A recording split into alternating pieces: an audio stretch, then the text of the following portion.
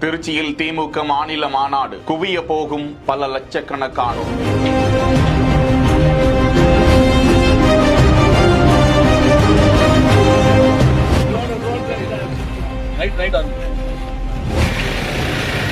இருநூறு ஏக்கர் மாநாட்டு திடலை பார்வையிடும் அமைச்சர் நேரு.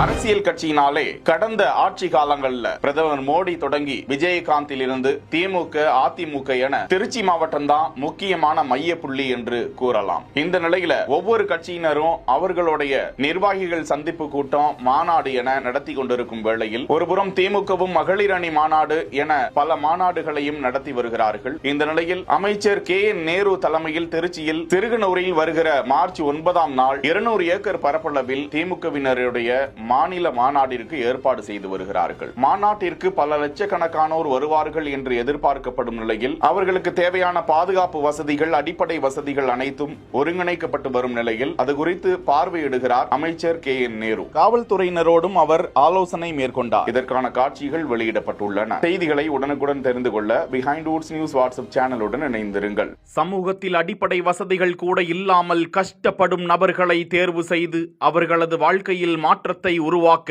பிஹைண்ட் வுட்ஸின் சமூக நிகழ்ச்சி.